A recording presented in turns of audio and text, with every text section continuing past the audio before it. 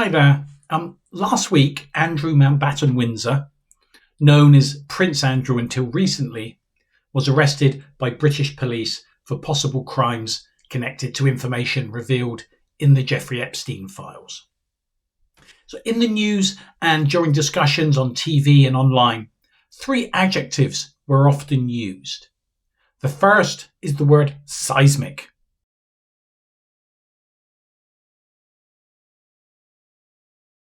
Because if Andrew were to be charged with a crime and then potentially even at some point convicted of a crime, what would that do for the fact that he is currently eighth in line to the throne?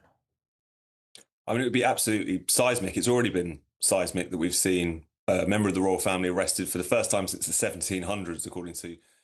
The second is the word historic.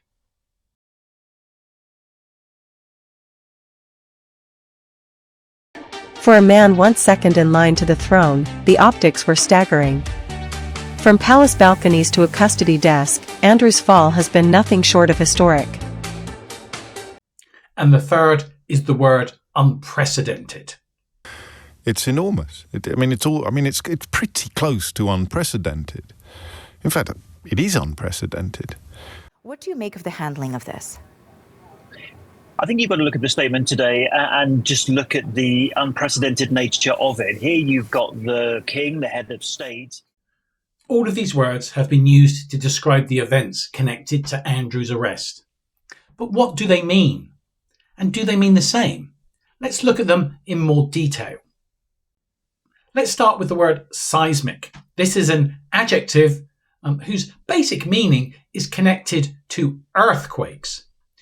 If we talk about seismic activity, this is talking about possible earthquakes happening or the ground moving. So when we use the word seismic in a sort of a different way to describe events or news, this means that it's huge, important, and often a big shock. Just like an earthquake changes the ground, a seismic event changes the situation completely. Now, what words do we use together with seismic? We often talk about a seismic shift or a seismic change, and often a seismic shock. Here are some examples using the word seismic. The invention of the smartphone caused a seismic shift in how people communicate.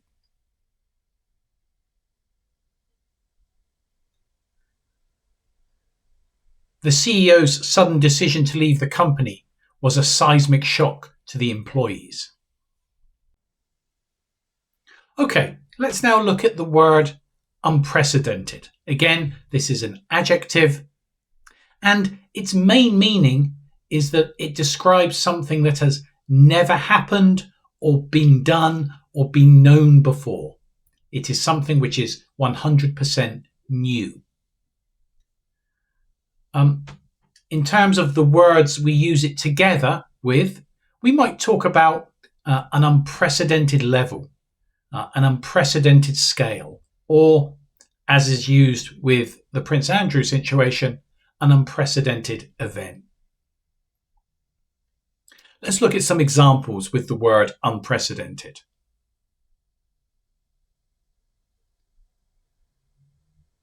During the pandemic, we saw an unprecedented number of people working from home.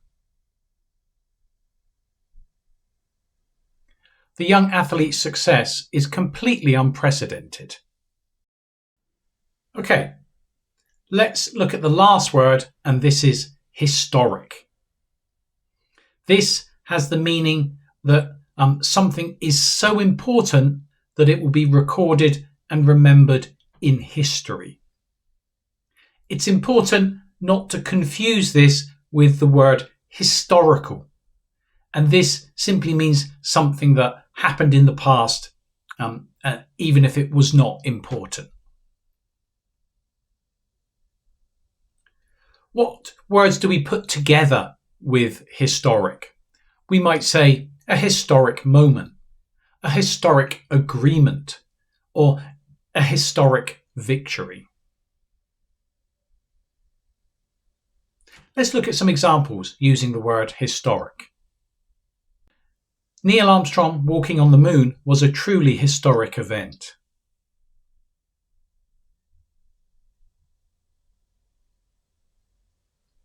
The two countries finally signed a historic peace treaty after 10 years of war.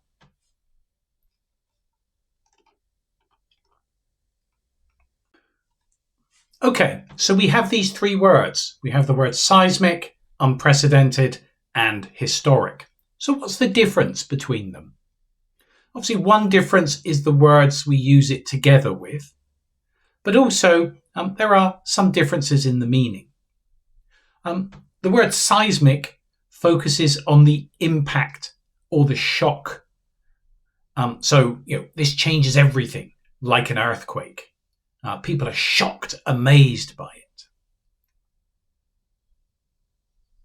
The word unprecedented focuses on it being the first time.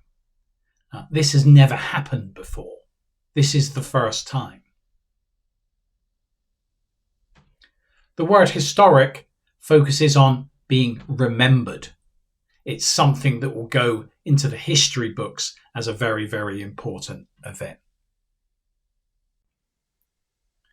Okay, so you can perhaps see why these words are being used in connection to the arrest of Andrew Mountbatten-Windsor.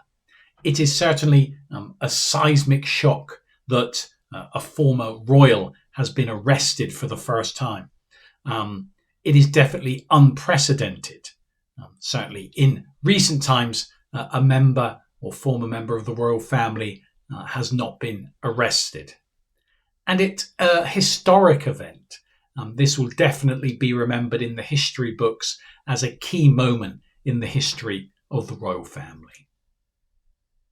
Okay, I hope that helped you understand those three words. They are really useful words, sophisticated words that you can use, particularly when you write. Bye-bye.